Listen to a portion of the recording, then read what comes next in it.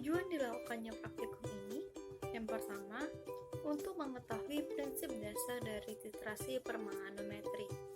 Yang kedua, untuk menetapkan kadar suatu senyawa H2O2 menggunakan titrasi permanganometri.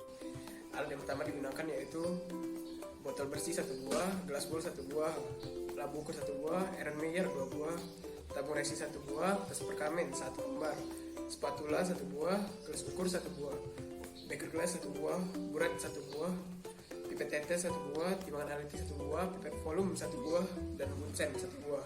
Untuk bahan yang digunakan terdiri dari kalium permanganat 0,1 normalitas dan sebanyak 3,1 gram, asam oksalat 0,1 normalitas 6,3 gram, asam sulfat 4 normalitas 12 mili, hidrogen peroksida 10 mili, dan aquades sebanyak 2 liter.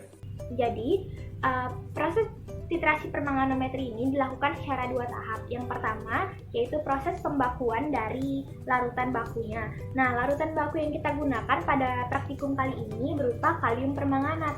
Nah, proses pembakuan kalium permanganat ini perlu untuk dilakukan karena kalium permanganat tidak bisa digunakan langsung atau sebagai larutan baku primer, sehingga harus distandarisasi terlebih dahulu. Nah, melarutkan kalium permanganat ini dengan menggunakan H2SO4 atau asam sulfat.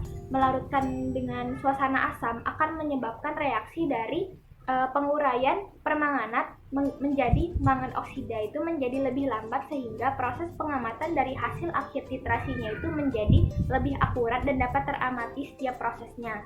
Nah, setelah dilakukan standarisasi terhadap larutan baku sekunder yaitu kalium permanganat tadi, baru dilakukan titrasi kepada sampel. Nah, sampel yang digunakan pada praktikum kali ini berupa H2O2 atau hidrogen peroksida. Nah, setelah dilakukan penitrasian, didapatkan titik akhir titrasi berupa perubahan warna yang berasal dari warna bening menjadi warna merah yang sangat muda pada perubahan yang pertama kali. Nah, pada perubahan yang pertama kali itulah yang menandakan atau menunjukkan titik akhir titrasi dari titrasi permanganometri kali ini. Permanganometri merupakan titrasi redoks yang dilakukan berdasarkan reaksi oleh kalium permanganat. Titrasi ini melibatkan 2 tahapan, yakni titrasi analit dengan larutan kalium permanganat dan kemudian standarisasi kalium permanganat dengan larutan natrium oksalat. Titrasi permanganometri dilakukan dengan bantuan pemanasan kurang lebih 70 derajat Celcius untuk mempercepat reaksi. Pada awal reaksi titrasi, warna merah mantap untuk beberapa saat yang menandakan reaksi berlangsung lambat. Pada pembuatan titran selanjutnya, warna merah hilang makin cepat karena ion mangan 2 yang terjadi berfungsi sebagai katalis untuk mempercepat reaksi.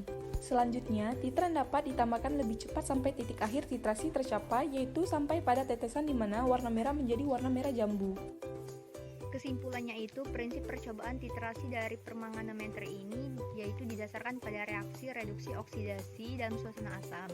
Dibutuhkannya suasana asam untuk mencapai tingkat oksidasi dari kalium permanganat yang paling tinggi. Titrasi ini juga tidak memerlukan indikator karena kalium permanganat mampu memberikan warna pada saat titik akhir titrasinya. Berdasarkan percobaan telah dilakukan, maka diperoleh persen kadar dari hidrogen peroksida sebesar 0,17%.